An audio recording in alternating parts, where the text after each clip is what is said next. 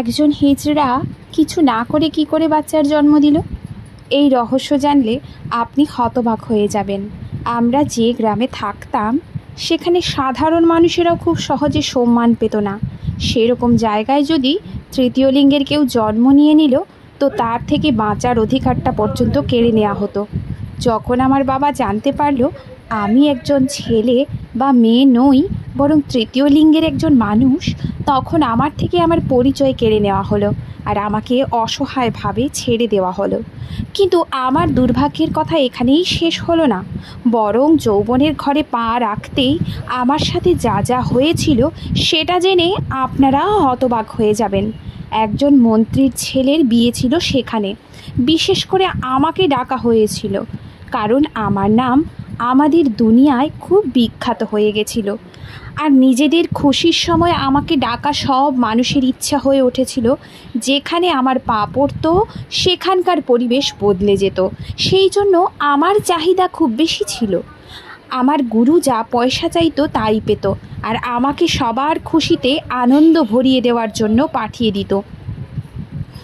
সব সময়ের মতো আজকেও এই অনুষ্ঠানে এসে আমি নিজের কাজে লেগে গেছিলাম।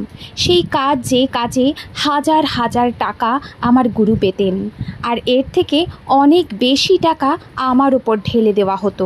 নমনীয় কোমর, লম্বা চুল, সুন্দর মুখ নিয়ে চোখ বন্ধ করে আমি ভীষণ মেজাজে মঞ্চে নাচছিলাম, এবং এই নাচটি আমার গুরু আমাকে শিখিয়েছিলেন। এবং সেখানে উপস্থিত লোকেরা আমাকে দেখে অনেক শোরগোল করছিল এবং টাকা বর্ষণ করছিল, এবং সেখানে আমার প্রশংসা করার জন্য অনেক লোক ছিল। কিন্তু আমি চোখ বন্ধ করে অন্য কোনো জগতে হারিয়ে গেলাম। এই পৃথিবীতে যা থেকে আমি কখনো মুক্তি পেতে পারিনি, সেখানকার আওয়াজ এতটাই জোরে ছিল যে বাইরের আওয়াজ আমার কানেই এলো না। এত কিছুর মধ্যেও আমি এর সমাধান সম্পর্কে অজ্ঞাত ছিলাম।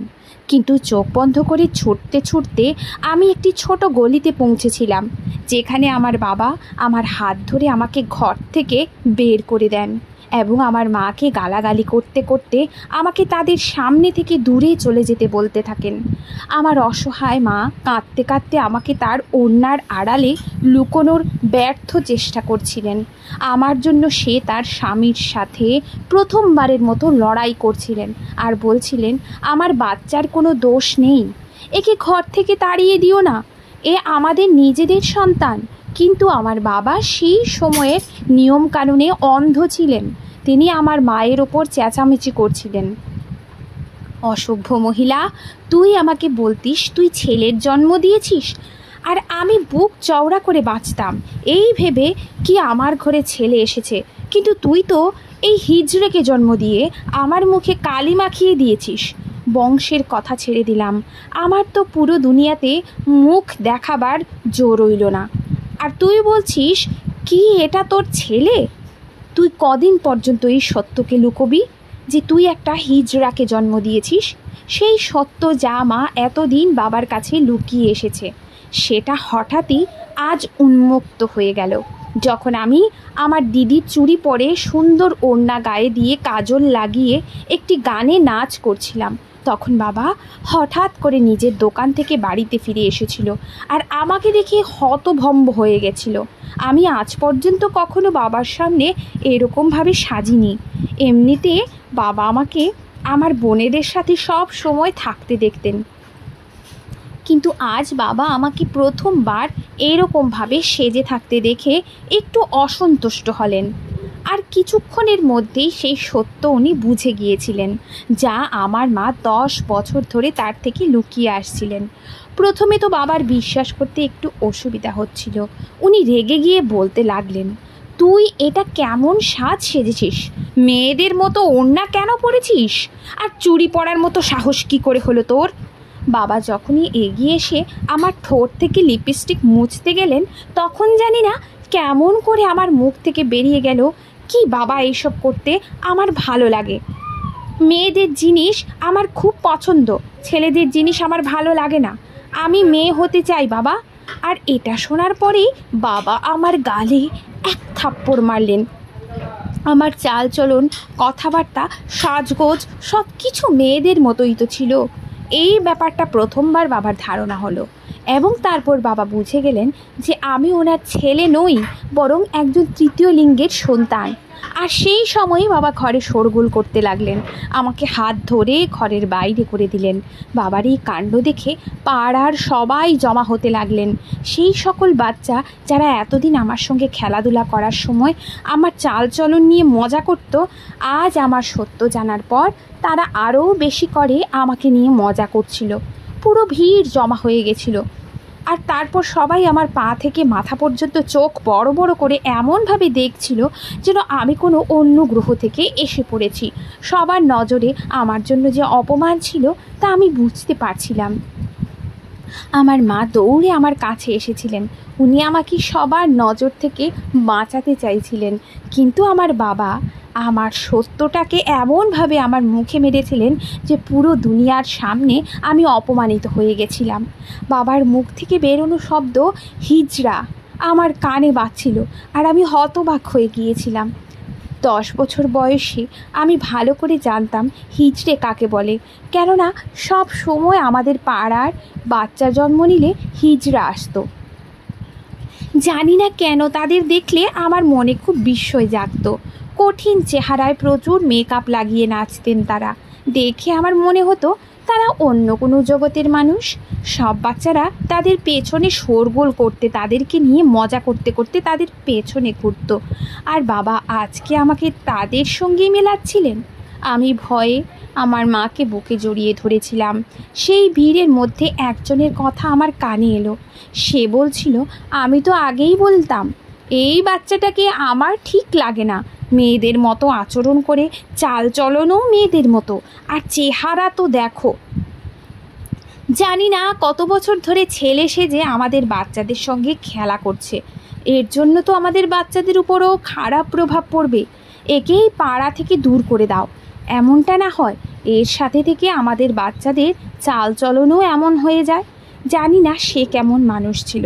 এমন কথা বলে আমার বাবার রাগ আরও বাড়িয়ে দিচ্ছিল। এই কথাগুলো আগুনে ঘি দেওয়ার মতনই ছিল। আর বাবা আঙুল উঠিয়ে মাকে বলে দিয়েছিল যে এই ছেলে এবার থেকে আমাদের বাড়ির চৌকাঠ পর্যন্ত যেন না মারায়। 3টে মেয়ের পর যখন তুই একে জন্ম দিয়েছিলি, তো আমার মনে হয়েছিল কি আমার ঘরে ছেলে এসে গেল। আমি খুশি হয়েছিলাম এই ভেবে যে তোর গর্ভে একটা ছেলের জন্ম হয়েছে। কিন্তু আমি কি করে জানবো যে তুই এত নীচ মহিলা যে একটা হিজড়ার জন্ম দিয়ে তাকে তুই ছেলের নাম দিয়ে দিবি? যে হারাম করে তুই আমার আবেগের সঙ্গে খেলেছিস, মন চাইছে তোকে এক্ষুনি মারি, কিন্তু এটা আমার কর্ম নয়।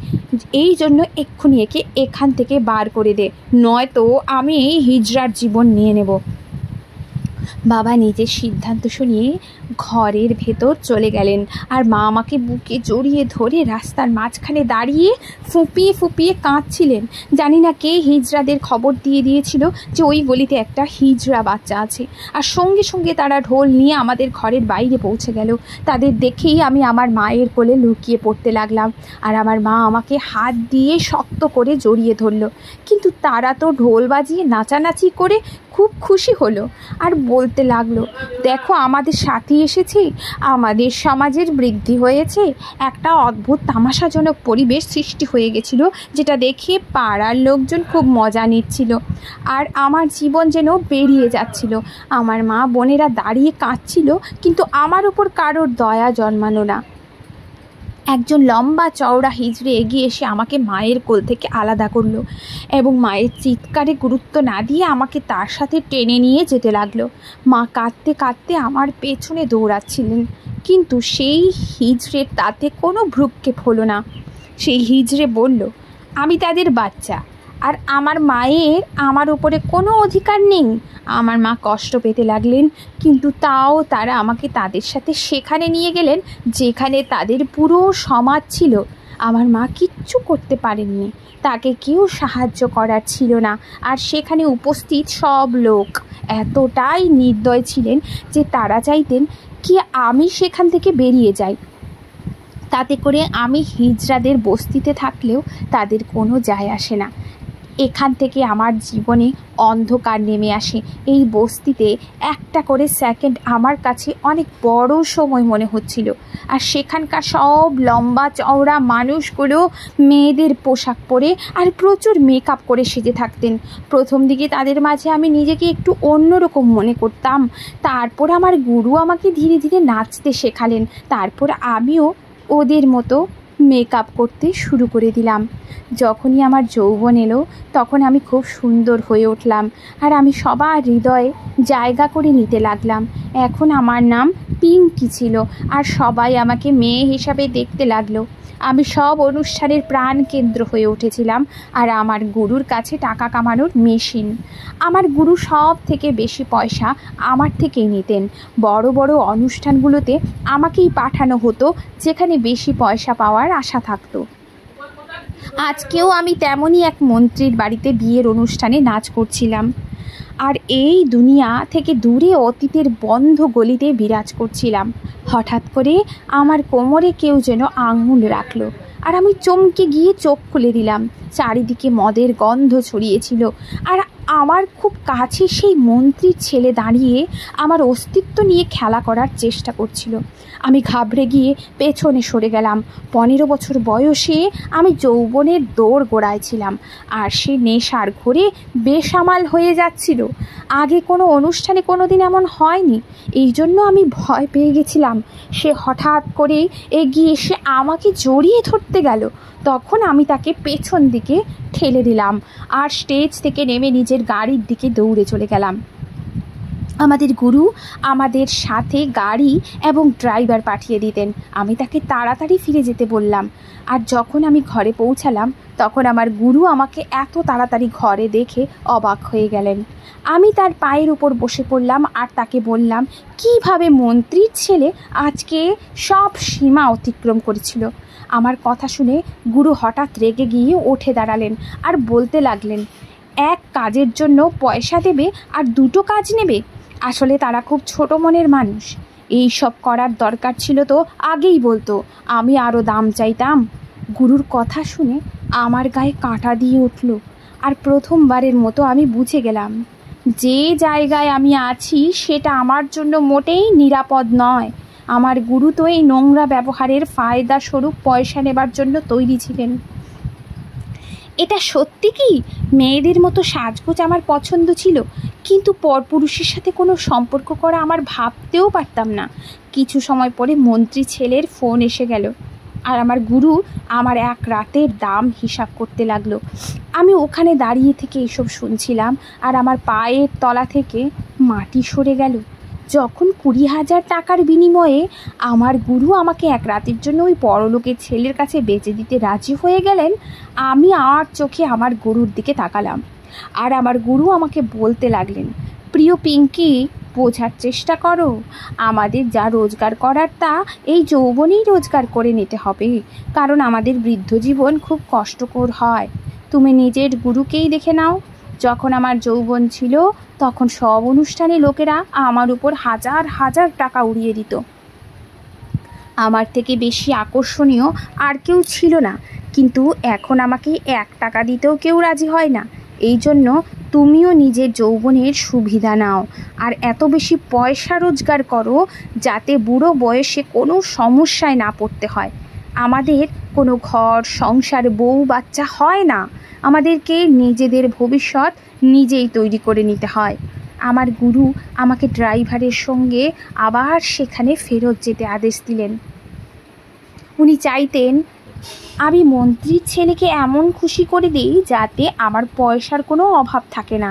আমি ধীরে ধীরে গাড়ির ভেতরে গিয়ে বসলাম, কিন্তু আমি কখনোই ওই মদ্যপ পুরুষের সাথে রাত কাটানোর কথা ভাবতেই পারি না। আমি না পুরুষ ছিলাম না মহিলা, আমি কি ছিলাম, কে ছিলাম তা আমি নিজেও জানতাম না। আমি কি করে একজন পুরুষের ঘরে যেতে পারি, এটাই ভেবে ভেবে আমার মাথা যন্ত্রণায় ফেটে যেতে লাগলো। এরপর আমি এমন এক সিদ্ধান্ত নিলাম যেটা আমি কখনো ভাবিনি। আমি একটা বড় দোকানের সামনে ড্রাইভারকে এই বলে গাড়ি থামালাম যে আমার কিছু দরকারি জিনিস নেওয়ার আছে, আর কিছু না বুঝে শুনে আমি দোকানের ভিতর ঢুকে গেলাম। আমি এর আগেও 2বার এখানে এসেছি, আর আমি জানতাম যে এই দোকানের পেছন দিকে একটা দরজা আছে, যেটা দিয়ে গেলে পেছনের গলিতে পৌঁছানো যায়। আমি দোকানে ঢুকে পেছনের দরজা দিয়ে বেরিয়ে পালিয়ে যেতে লাগলাম। না কোনো ঠিকানা ছিল, না কোনো উদ্দেশ্য, খালি একটা ভেবে নিয়েছিলাম যে আমি কোনো পরপুরুষের বিছানা সঙ্গী হব না। আমার বাবার মতো লোকেদের আমি ঘৃণা করতাম, যারা আমাদের মতো মানুষকে দেখে আনন্দ পেত, কথা বলতো, নিজেদের সুখ দুঃখে আমাদের ডাকতো, কিন্তু কখনো নিজের করে নিত না। এরা আমাদের আশীর্বাদের উপর এত ভরসা রাখে, কিন্তু আমাদের উপস্থিতিতে অস্বস্তি বোধ করে। আমি এই ধরনের কোনো পুরুষের সঙ্গে সম্পর্ক পাতাতে পারবো না। কিছু না বুঝে দৌড়াতে দৌড়াতে 1 ঘন্টা হয়ে গেছিল। আমি অনেক দূর চলে এসেছিলাম, আর যখন ক্লান্ত হয়ে গেলাম তখন একটা বাড়ির দরজার সামনে বসে পড়লাম। অনেকক্ষণ পর যখন আমার সম্বিত ফিরল, তখন আমি ভাবতে শুরু করলাম, এবার আমি কি করব? আমি কোথায় যাব? আমি আমার পরিচয় কি করে লুকোবো? আমি হাজারো চেষ্টা করি, কিন্তু আমি লোকজনের থেকে এটা লুকোতে পারবো না যে আমি একজন হিজড়া। সেটা একটা বড় বাড়ি ছিল, যার দরজার সামনে আমি বসে পড়েছিলাম। দেখলাম একটা কালো রঙের গাড়ি এলো আর ওই বাড়িটার মধ্যে ঢুকে গেল। আমি ভয়ে কুঁকড়ে গেলাম, যাতে আমি সেখানে বসে আছি এটা গাড়ির আলোতে কেউ দেখতে না পায়। আমি সেখানে আরও কিছুক্ষণ বসেছিলাম, তারপর সেখান থেকে উঠে যাব মনে করছিলাম। এমন সময় সেই বাড়ির দারোয়ান পেরিয়ে এলো আর বলল, আপনাকে ভেতরে ডেকে পাঠিয়েছে। এটা শুনে আমি অস্বস্তিতে পড়ে গেলাম। জানি না ওটা কার বাড়ি, জানি না কেন আমাকে ভেতরে ডাকছে। সেই দারোয়ান আমার চোখে মুখে অস্বস্তি দেখে আমাকে বলল, ভয় পেও না, এই বাড়ির মালিকরা খুব ভালো মানুষ। আমার সামনে এখন কোনো রাস্তা খোলা আছে তা আমি জানতাম না, কিন্তু যারা আমাকে বাড়ির ভেতরে ডাকছে তাদের সাথে একবার দেখা করতে তো কোনো সমস্যা নেই। এমনিতেও আমার কাছে হারানোর মতো আর কিছু ছিল না, না আমার কোনো জাত ছিল, না কোনো পরিচয়। আমি এই দারোয়ানের পেছনে পেছনে ওই বাড়ির ভেতরে ঢুকলাম। ভেতরে সেটা একটা খুব সুন্দর সাজানো গোছানো বাড়ি ছিল। একজন মাঝবয়সী লোক আমার সামনে বসেছিলেন। আমাকে দেখে হাসলেন এবং আমার সামনে বসার জন্য ইশারা করলেন। তার নজর আমার শরীরের দিকে আটকে ছিল, আর আমি ভাবছিলাম ভেতরে আসা আমার ঠিক হয়েছে কিনা। সেই লোকটি হাসতে হাসতে বললেন, হয়তো তুমি আমাকে চিনতে পারোনি, কিন্তু কিছুক্ষণ আগে আমি সেই অনুষ্ঠানে ছিলাম যেখানে তুমি নাচ করছিলে, আর মন্ত্রীর ছেলে তোমার সঙ্গে খারাপ কাজ করার চেষ্টা করেছিল। এই লোকটার কথা শুনে আমার মাথায় আকাশ ভেঙে পড়ল। আমি ঘাবড়ে গিয়ে তার দিকে তাকালাম, তো সে আমায় বলতে লাগলো, চিন্তা করো না, তুমি এখানে সুরক্ষিত আছো। আমি তোমাকে দরজায় বসে থাকতে দেখেই চিনে গেছিলাম, আর আমি বুঝে গেছি যে তুমি সেই সময় থেকে চিন্তিত, অতিষ্ঠ হয়ে এইভাবে মাঝরাতে একা বসে আছো। তাই আমি তোমাকে ভেতরে রেখেছি। আমি এই কথাই বিশ্বাস করি যে তোমার আশীর্বাদ আমি পাবো। আমি এবং আমার স্ত্রী দুনিয়ায় প্রচুর পয়সা থাকা সত্ত্বেও বহু বছর ধরে নিঃসন্তান, আর আমি চাই যে তুমি আমাদের আশীর্বাদ করো। তার বলার ভঙ্গিতে আমার জন্য অনেক সম্মান ছিল, আর প্রথমবার আমি কাউকে আমার সাথে এত নরম ও নিবেদনের সঙ্গে কথা বলতে দেখলাম। নয়তো আমাদের তো কোনো ইজ্জতই নেই, বরং আমি তো এটাই দেখেছিলাম যে মানুষরা আমাদের কষ্ট দিয়ে খুব মজা পায়। আমি শুদ্ধ মন নিয়ে ওনাদের জন্য প্রার্থনা করলাম যে ওদের যেন সন্তান হয়, আর তার সঙ্গে আমি ওনাকে অনুরোধ করলাম যে 1 রাতের জন্য আমাকে এখানে থাকার অনুমতি দিন। ওনার স্ত্রীও ওখানে চলে এসেছিলেন, উনিও একজন ভালো মহিলা ছিলেন। ওনারা স্বামী স্ত্রী আমাকে 1 রাতের জন্য ওনাদের বাড়িতে থাকার অনুমতি দিলেন। কমপক্ষে 1 রাতের তো ব্যবস্থা হলো। এইটা ভেবে আমি একটু নিশ্চিন্ত হয়ে গেলাম, আর তাদের দেওয়া ঘরে চলে গেলাম। কিন্তু ক্লান্তি আর টেনশনের জন্য আমার শরীর খারাপ হয়ে গেল, আমার জ্বর এসে গেল। সকালে যখন তারা জানতে পারলেন আমি অসুস্থ, তখন তারা ডাক্তার ডাকলেন, আর আমাকে কিছুদিনের জন্য সেখানে থাকতে বললেন, আর আমার চিকিৎসা শুরু করে দিলেন। ডাক্তার বললেন যে আমার ভাইরাল ফিভার হয়েছে, আর এটা 1 সপ্তাহের জন্য থাকবে। এই 1 সপ্তাহ আমি ওনাদের ঘরেই কাটিয়েছিলাম। ওনারা খুবই ভালো এবং আমার খুব খেয়াল রাখছিলেন। আর এই সময় আমি সুস্থ হতে হতে তাদের কাছ থেকে একটা কাজের বন্দোবস্ত করে নিয়েছিলাম। আমি ওনাদের বাড়িতে যে কোনো রকমের চাকরি করার জন্য প্রস্তুত ছিলাম, শুধুমাত্র দুনিয়ার নজর থেকে বাঁচার জন্য। আমি একটা সঠিক ঠিকানা চেয়েছিলাম। আমার বিশ্বাস ছিল যদি আমি এই 4 দেওয়ালের বাইরে বের হতাম তাহলে আমার গুরুর জন্য আমাকে খুঁজে বের করা কোনো অসম্ভব ব্যাপার ছিল না। কেননা হিজড়াদের নেটওয়ার্ক খুব জানাশোনা আর খুব মজবুত হয়, আর তাদের পক্ষে নিজের লোককে খুঁজে বার করা কোনো মুশকিল কাজ নয়। ওই স্বামী স্ত্রী দুজনে আমাকে তাদের ঘরে ধোঁয়া মোছার কাজ দিয়ে দিলেন, আর আমি মনের খুশিতে সেই কাজ করতে লেগে পড়লাম। কিন্তু কিছু সপ্তাহ পর থেকেই আমার নিজের ভেতরে এক আজব বদল অনুভব হতে লাগলো। সব সময় আমার বমি বমি ভাব আসতো আর মাথা ঘুরতো। আমার খুব ঘাম হতো আর নিজের পায়ে দাঁড়িয়ে থাকা খুব মুশকিল হতো। তার পরের মাসে আমি জানতে পারলাম যে আমি প্রেগনেন্ট। আর এটা শুনে আমার পায়ের তলার মাটি সরে গেল। এটা কি করে সম্ভব যে আমার মতো হিজড়া প্রেগনেন্ট হয়ে গেল? আমার তো এই কথাটা বিশ্বাসই হচ্ছিল না। না আমার কারোর সাথে কোনো সম্পর্ক ছিল, না আমি পুরোপুরিভাবে মহিলা ছিলাম। আর তারপর আমি এমন এক রহস্য জানতে পারলাম যেটা শুনে আমার গা কাঁটা দিয়ে উঠল। আমার মালিক আর মালকিন আমাকে এমন কথা বললেন যেটা আমার জন্য খুব অবাক করা ঘটনা ছিল। ওনারা বললেন যে যখন আমার শরীর খারাপ হয়েছিল আর ওনারা আমাকে হসপিটালে নিয়ে গেছিলেন, তখন সেখানে আমার কিছু টেস্ট হওয়ার পর জানা গেছিলো যে আমার শরীর অদ্ভুত রকমভাবে তৈরি। অর্থাৎ ভগবানের কৃপায় আমার ভেতরের শরীর একদম মহিলাদের মতো ছিল, কেবলমাত্র বাইরের দিকে আমি কিছু কিছু পুরুষের মতো লক্ষণযুক্ত ছিলাম। আর এই জন্য আমার মায়ের মনে হয়েছিল যে আমি মেয়ে নই, বরং একটা ছেলে। যদি আমার একটা ছোট সার্জারি হতো তাহলে আমি পুরোপুরিভাবে মহিলা হয়ে যেতাম, কেননা প্রকৃতি আমাকে মহিলার আদলেই বানিয়েছিল। আমি সাধারণ মহিলাদের মতো গর্ভবতীও হতে পারতাম আর তাদের মতো সাধারণ জীবনেও কাটাতে পারতাম। এই কথা শোনার পর আমার মালিক আর মালকিন দুজনে সিদ্ধান্ত নিয়েছিলেন যে তারা নিজেদের বাচ্চা জন্ম দেওয়ার জন্য আমার শরীরটা ব্যবহার করবেন। আর আমার শরীর খারাপের সময়ই ওনারা আমার শরীরে নিজের বাচ্চার ভ্রূণ ঢুকিয়ে দিয়েছিলেন। অর্থাৎ আমার পেটে যে বাচ্চা বড় হচ্ছিল সেটা আমার নয়, বরং আমার মালিক আর মালকিনের ছিল, যাকে আইভিএফ প্রসেসের মাধ্যমে আমার গর্ভে ঢুকিয়ে দেওয়া হয়েছিল। মালিক আর মালকিনের কথা শুনে আমার মুখ থেকে কোনো কথা সরছিল না। ওনাদের কথা অনুযায়ী আমি একজন হিজড়া নই, বরং একজন মহিলা ছিলাম যার কেবল একটা ছোট সার্জারির দরকার ছিল। আর তারপরেই আমি আমার আসল পরিচয় লাভ করলাম। ওনারা নিজেদের ভুলের জন্য আমার কাছে ক্ষমা চাইলেন কি ওনারা আমার অনুমতি না নিয়ে আমার ভেতরে নিজেদের বাচ্চা ঢুকিয়ে দিয়েছেন। আর এর সাথে এটাও বলতে লাগলেন যে তারা আমাকে আমার সঠিক জীবন ফেরত দিতে চান। ওনারা আমার সার্জারির খরচ দেওয়ার জন্যও তৈরি ছিলেন, আর আমাকে সাধারণ মেয়েদের মতো জীবন দেওয়ার জন্য তৈরি ছিলেন। ওনাদের কথা শুনে আমি আমার নিজের পেটে হাত বোলাতে লাগলাম, আর আমার পেটে সেই বাচ্চার উপস্থিতি খুশির সঙ্গে অনুভব করতে লাগলাম, যার জন্য আমি আমার আসল পরিচয় ফিরে পাবো।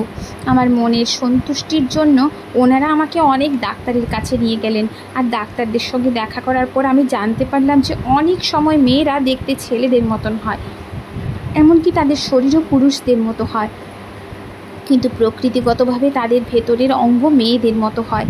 আবার অন্যদিকে কিছু ছেলে দেখতে হয় মেয়েদের মতো, তাদের গলার আওয়াজও মেয়েদের মতো হয়, কিন্তু তাদের ভেতরের অঙ্গ পুরোপুরিভাবে পুরুষ সুলভ হয়। এমনকি তারা পুরুষ শুক্রাণুর অধিকারী হয় আর পুরোপুরিভাবে পুরুষ হয়। কিন্তু বাবা মায়ের কাছে যদি এই বিষয়ে সঠিক জ্ঞান না থাকে আর যদি সঠিক ডাক্তারের পরামর্শ তারা না পায়, এই ধরনের বাচ্চারা নিজেদের হিজড়া মনে করে আর দুনিয়া থেকে বদনামের সমুদ্রে ফেলে দিয়ে তাকে হিজড়া হতে বাধ্য করে। পুরো 9 মাস পর আমি এক সুস্থ সবল বাচ্চার জন্ম দিলাম, আর সেই বাচ্চা আমার মালিক আর মালকিনের সম্পদ। তাই জন্য আমি সেই বাচ্চাকে তাদের কোলে দিয়ে দিলাম। আমার মালিক আর মালকিন আমার পুরোপুরিভাবে চিকিৎসা করালেন। আজ আমি একজন সুস্থ সবল মহিলা। আজকের এই দুনিয়ায় এমন অনেক সংস্থা কাজ করছে যাতে করে আমাদের মতো বাচ্চাদের বিনামূল্যে চিকিৎসা হতে পারে, সঠিক চিকিৎসা এবং ওষুধের মাধ্যমে আমরা আমাদের আসল পরিচয় অর্জন করতে পারি। আমি আমার সকল বাবা মায়েদের উদ্দেশ্যে বলছি, তাদের প্রতি আমার এই নিবেদন যে যদি আপনারা আপনাদের বাচ্চাদের মধ্যে কোনো রকম বদল অনুভব করেন, তাদের লিঙ্গ সম্পর্কে কোনো রকম চিন্তার সম্মুখীন হন, তাহলে একবার কোনো বড় ডাক্তারের সাথে যোগাযোগ করুন আর আমাদের মতো লোকেদের হিজড়া হওয়ার হাত থেকে বাঁচান, যারা প্রকৃতিগতভাবে হিজড়া হয় না। ধন্যবাদ বন্ধুরা। ভিডিওটি যদি ভালো লেগে থাকে লাইক, কমেন্ট, শেয়ার, সাবস্ক্রাইব করে পাশে থাকা বেল আইকনটিকে টং করে বাজিয়ে দেবেন। পরবর্তী আরও নতুন ভিডিওর সাথে আপনাদের সবার সাথে দেখা হচ্ছে। সবাই সুস্থ থাকবেন, ভালো থাকবেন।